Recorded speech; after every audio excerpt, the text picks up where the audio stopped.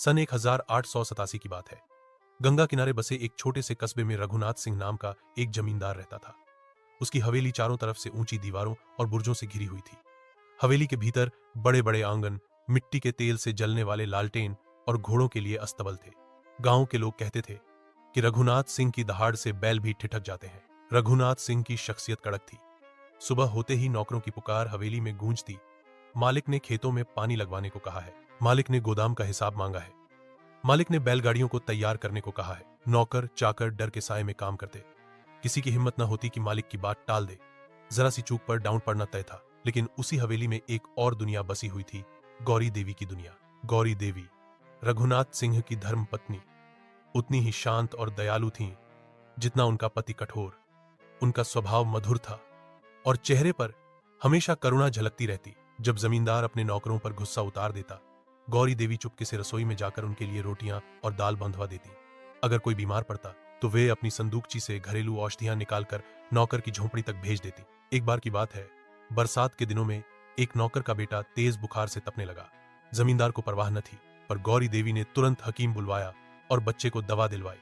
पूरा गांव उनकी शराफत का कायल हो गया। गांव की औरतें अक्सर कहा करती, जमींदार से हमें डर लगता है, पर गौरी देवी से हमें अपनी मां जैसी ममता मिलती है। धीरे धीरे यह बात रघुनाथ सिंह के कानों तक पहुंची। पहले तो उसे गुस्सा आया कि उसकी पत्नी नौकरों से इतनी हमदर्दी क्यों रखती, लेकिन समय के साथ उसने देखा कि नौकर उसी वजह से उसके लिए और भी वफादार बने रहते हैं।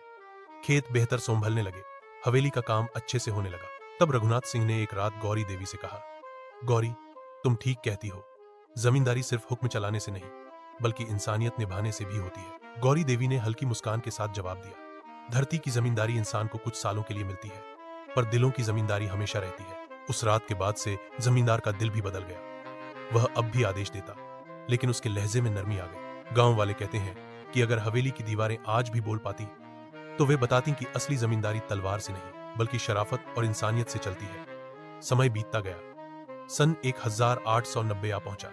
रघुनाथ सिंह की हवेली का माहौल अब कुछ बदला बदला था। जहां पहले नौकर चाकर मालिक की कठोर आवाज से सहमे रहते थे, अब वहां थोड़ी सहजता दिखाई देने लगी।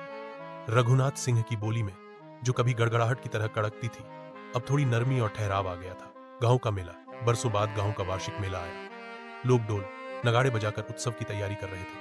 पहले के वर्षों में जमींदार शायद ही कभी ऐसी सभाओं में आता था, पर इस बार वह अपनी धर्मपत्नी गौरी देवी के साथ मेला देखने पहुंचा। गांव वाले हैरान थे। जमींदार को पहली बार उनकी चौपाल पर बैठे देखना उनके लिए किसी चमत्कार से कम न था। गौरी देवी की उपस्थिति ने माहौल और भी गरिमामय बना दिया। परिवर्तन की छाया। अब जमींदार